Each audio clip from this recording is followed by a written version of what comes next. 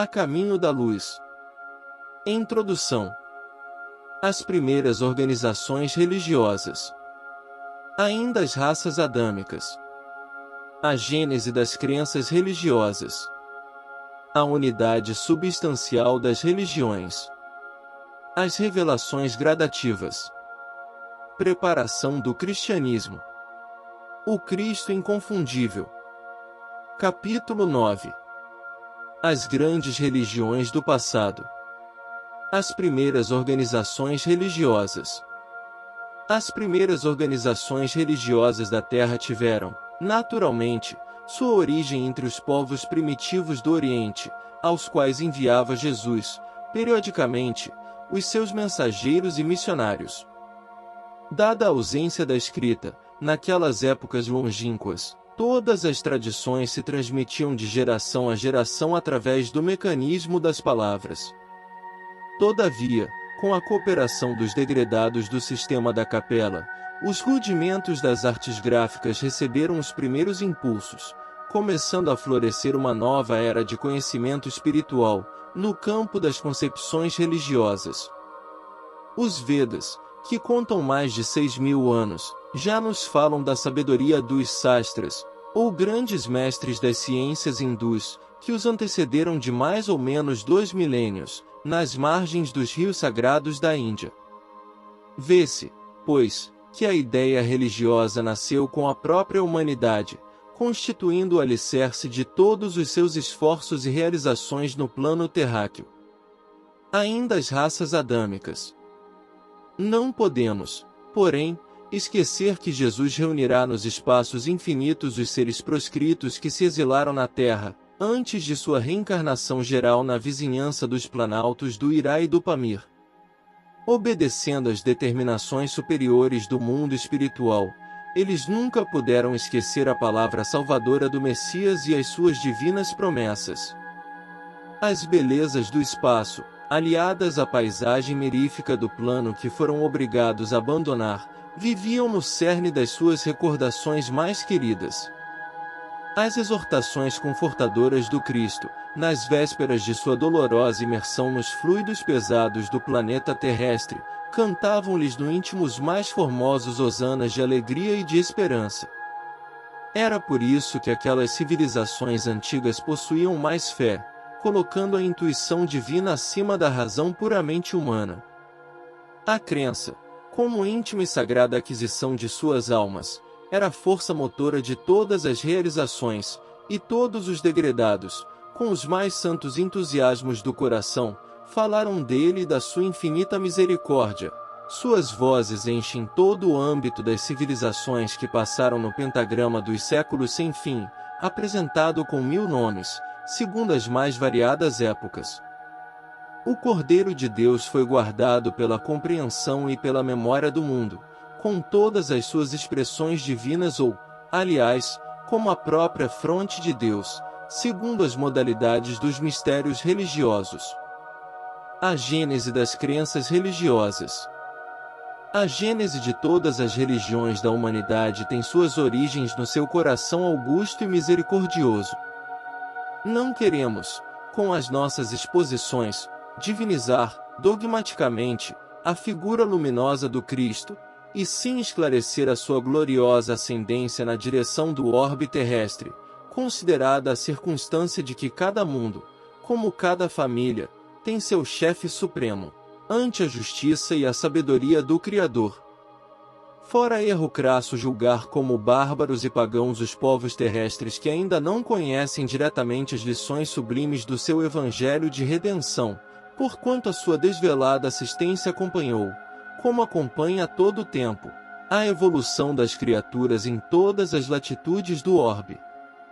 A história da China, da Pérsia, do Egito, da Índia, dos árabes, dos israelitas, dos celtas, dos gregos e dos romanos está alumiada pela luz dos seus poderosos emissários.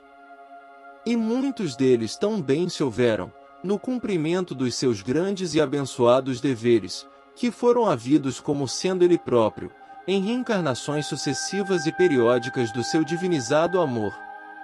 No Manava Dharma, encontramos a lição do Cristo, Na China encontramos Forrai, Lao Tse, Confúcio. Nas crenças do Tibete, está a personalidade de Buda e no Pentateuco encontramos Moisés. No Alcorão vemos Maomé. Cada raça recebeu os seus instrutores, como se fosse ele mesmo, chegando das resplandecências de sua glória divina.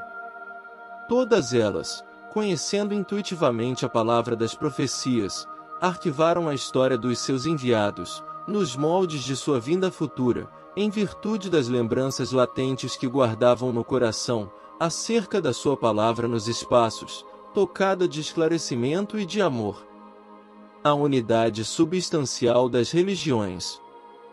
A verdade é que todos os livros e tradições religiosas da antiguidade guardam, entre si, a mais estreita unidade substancial. As revelações evolucionam numa esfera gradativa de conhecimento. Todas se referem ao Deus impersonificável, que é a essência da vida de todo o universo, e no tradicionalismo de todas palpita a visão sublimada do Cristo, esperado em todos os pontos do globo. Os vários povos do mundo traziam de longe as suas concepções e as suas esperanças, sem falarmos das grandes coletividades que floresciam na América do Sul, então quase ligada à China pelas extensões da Lemúria, e da América do Norte, que se ligava à Atlântida. Não é, porém, nosso propósito estudar aqui outras questões que se não refiram à superioridade do Cristo e à ascendência do seu Evangelho, nestes apontamentos despretensiosos.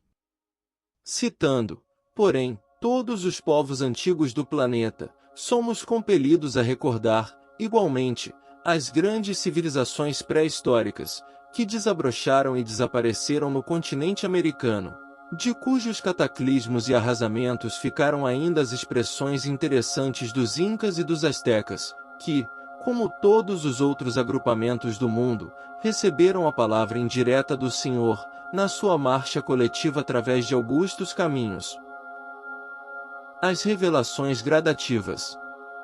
Até a palavra simples e pura do Cristo, a humanidade terrestre viveu etapas gradativas de conhecimento e de possibilidades, na senda das revelações espirituais. Os milênios, com as suas experiências consecutivas e dolorosas, prepararam os caminhos daquele que vinha, não somente com a sua palavra, mas, principalmente, com a sua exemplificação salvadora. Cada emissário trouxe uma das modalidades da grande lição de que foi teatro a região humilde da Galileia. É por esse motivo que numerosas coletividades asiáticas não conhecem a lição direta do Mestre, mas sabem do conteúdo da sua palavra, em virtude das próprias revelações do seu ambiente, e, se a Boa Nova não se dilatou no curso dos tempos, pelas estradas dos povos, e que os pretensos missionários do Cristo, nos séculos posteriores aos seus ensinos, não souberam cultivar a flor da vida e da verdade, do amor e da esperança, que os seus exemplos haviam implantado no mundo, abafando-a nos templos de uma falsa religiosidade, ou encarcerando-a no silêncio dos claustros. A planta maravilhosa do Evangelho foi sacrificada no seu desenvolvimento e contrariada nos seus mais lídimos objetivos. Preparação do cristianismo.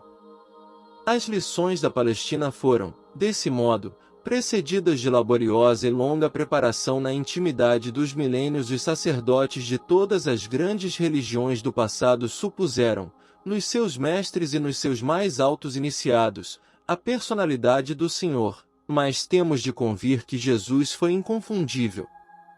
À luz significativa da história, observamos muitas vezes, nos seus auxiliares ou instrumentos humanos, as características das vulgaridades terrestres. Alguns foram ditadores de consciências, enérgicos e ferozes no sentido de manter e fomentar a fé, outros, traídos em suas forças e desprezando os compromissos sagrados com o Salvador, longe de serem instrumentos do Divino Mestre, abusaram da própria liberdade, dando ouvidos às forças subversivas da treva, prejudicando a harmonia geral. Mas Jesus assinala a sua passagem pela terra com o selo constante da mais augusta caridade e do mais abnegado amor. Suas parábolas e advertências estão impregnadas do perfume das verdades eternas e gloriosas. A manjedoura e o Calvário são lições maravilhosas, cujas claridades iluminam os caminhos milenários da humanidade inteira, e sobretudo seus exemplos e atos constituem um roteiro de todas as grandiosas finalidades, no aperfeiçoamento da vida terrestre. Com esses elementos, fez uma revolução espiritual que permanece no globo há 2 milênios. Respeitando as leis do mundo, aludindo à efígie de César, ensinou as criaturas humanas a se elevarem para Deus, na dilatada compreensão das mais santas verdades da vida. Remodelou todos os conceitos da vida social, exemplificando a mais pura fraternidade. Cumprindo a lei antiga, encheu-lhe o organismo de tolerância, de piedade e de amor, com as suas lições na praça pública, em frente das criaturas desregradas e infelizes, e somente ele ensinou: amai-vos uns aos outros, vivendo a situação de quem sabia cumpri-lo. Os espíritos incapacitados de o compreender podem alegar que as suas fórmulas verbais eram antigas e conhecidas, mas ninguém poderá contestar que a sua exemplificação foi única, até agora, na face da terra. A maioria dos missionários religiosos da antiguidade se compunha de príncipes, de sábios ou de grandes iniciados, que saíam da intimidade confortável dos palácios e dos templos. Mas o Senhor da semeadura e da seara era a personificação de toda a sabedoria, de todo o amor, e o seu único palácio era a tenda humilde de um carpinteiro, onde fazia questão de ensinar à posteridade que a verdadeira aristocracia deve ser a do trabalho. Lançando a fórmula sagrada, definida pelo pensamento moderno, como o coletivismo das mãos, aliado ao individualismo dos corações, síntese social para a qual caminham as coletividades dos tempos que passam e que, desprezando todas as convenções e honrarias terrestres, preferiu não possuir pedra onde repousasse o pensamento dolorido, a fim de que aprendessem os seus irmãos a lição inesquecível do caminho, da verdade e da vida.